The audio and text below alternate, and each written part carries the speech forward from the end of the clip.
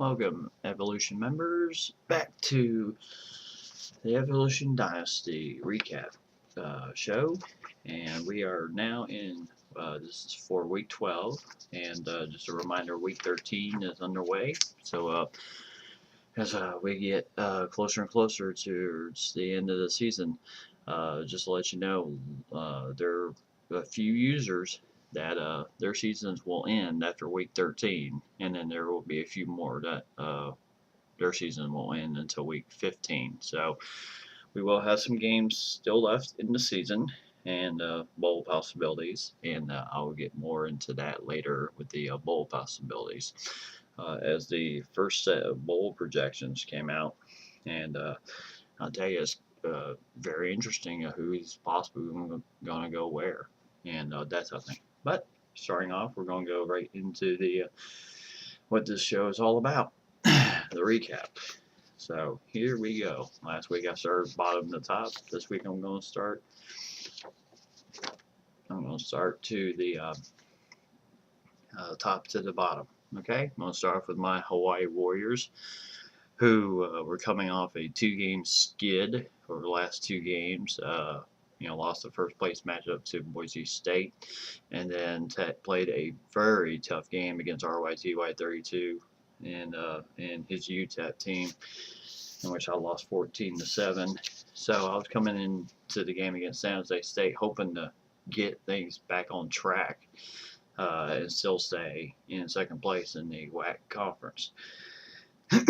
And San Jose State was my opponent this week, and I had no problem with them as my defense is just awesome this week. They just showed up and shut down San Jose State, and Hawaii went away with this 28-zip as I got a good bit of my scrubs in towards the end of that game. I also threw in 2 quarterbacks this week as my starter, Brian Moniz, started having issues of holding on to the ball as he dropped the ball twice in this game. Luckily, my team lost one, and I did recover one. So I put in my former number 1, Austin Mackey, and he did well in his efforts. And so great job there. And so Hawaii wins 28-zip, and I'm off this week. So I'll be hitting the recruiting trail hard, and I already know who I got next week. The next week after that, and and I'll indulge on that one later. Who I've got. My targets this week, I had 2 on the list, and I nailed them. So I got 2 3-star recruits in my school. So my recruiting continues to be good, as like I said before, I have a lot of holes to fill for next year. 25 seniors are leaving, so I've got a lot of holes to fill in that area. So hopefully I can get that going. Colorado State Rams, H22, running his Rams to 10-2. Battled the Wyoming Cowboys and user ND Colt 79, and Colorado State went away with this 34-17 as he continues to play a very good game in this league. And on a side note, even though it doesn't show, remember we have 2 different polls going in this. We have the coaches poll, and then what they call the media, I call the AAP poll, and I will always call that the AAP poll in the game. So even though Colorado State doesn't show up in the coaches poll, he did make the AP poll and at number 25. So great job, H22, for getting on the list there, bud. And this week he is also off. So him and me are off this week, and I'm sure we'll be practicing and getting everything going for this week. So we hope to continue to play strong. He had 1 target on his list this week, and he got him. 3-star recruit, so great job H22 for landing that guy into Colorado State. So continue the great job you're doing right now. Bob Jr. and the Louisiana Tech Bulldogs Well, I tell you, he had the weeks of weeks. He had 2 straight weeks off. So hopefully he really put that to good use and drilled his team in practice. This week he has to go to play the New Mexico State Aggies, who also come in the matchup with the same record at 2-7. So it's a battle of 2-7 teams. So it'll be interesting who gets where. So Bob Jr., play hard, my friend. You're gonna need it. Um, and he also had 3 targets on his list this week in the recruiting wars. He landed 3 of them. Two, two, two 1-star recruit and 1 2-star recruit. So great job by Bob Jr. getting those guys into your school. The Rice Owls, T2, the commish. He he was coming in this matchup with ECU 5-5, and like I said before, probably need to go and get a recruiting report from Indy Ballin, because Indy Ballin played a hell of a game against this team the previous week, and and obviously he didn't get that report in time, as Rice lost 37-23 to East Carolina University, who are now 3-8 on the season. Rice drops to 5-6, so Rice will definitely need to get a win in the next game to possibly become bowl eligible. Yes, you can still be bowl eligible with a 6-6 record. So we'll see where it goes from there. And he hosts UAB this week in Indy Bowling. So that's going to be quite a battle there. It's 3-8 versus 5-6. So best of luck to you two gentlemen. And in his recruiting war, he landed nobody. Nobody was on target. Nobody was persuaded to come to Rice. So nothing happening for T2, the commish. Going on, San Diego State Aggies, Aztecs actually, with Big Bear. He won his game, very tough game, but won it 35-28 against Utah, and very good game. The score was really 35-21 before an interception brought the score to the 7-point lead, which ended the game. So good job, Big Bear, getting that cushion in before that happened. Otherwise, you probably would have been looking at a 28-28 overtime game. But great job getting that done and getting the win.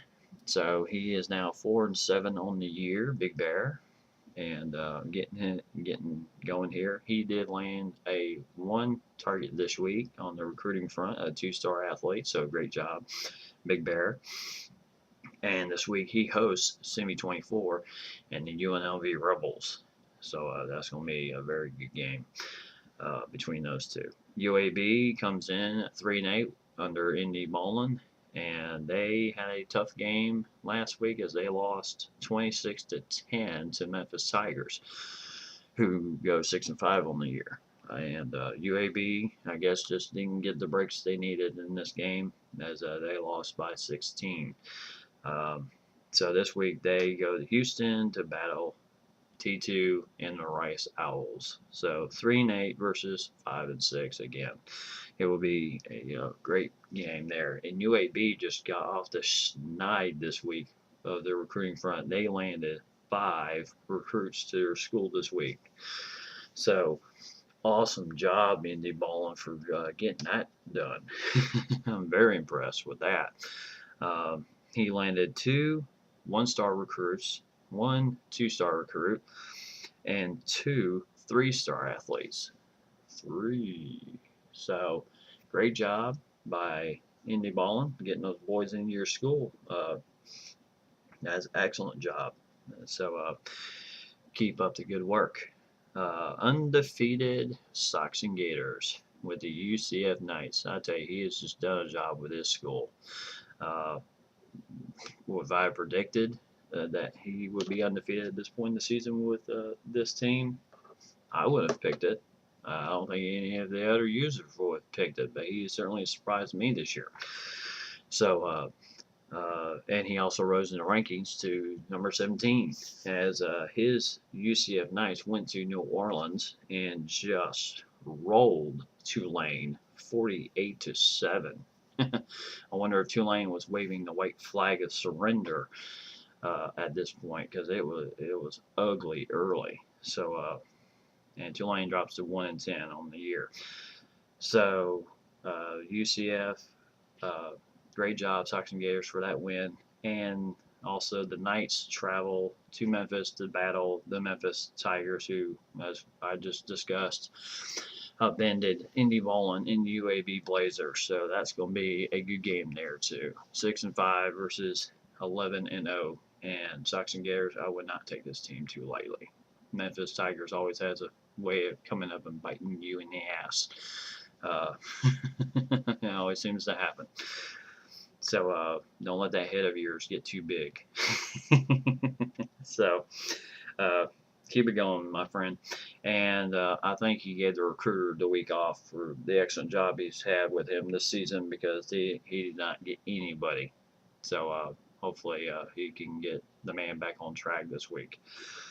Semi 24 and the UNLV Rebels at 5-4. One of those wins was a big upset of TCU. At the time, they were number 3 in the top 25. So, and he's kind of gone back and forth since that upset. So, but last week they were off, so well-deserved rest for Semi 24 and his boys, and they get San Diego State and Big Bear. So that's going to be a battle there. As they battle 5-4 versus 4-7.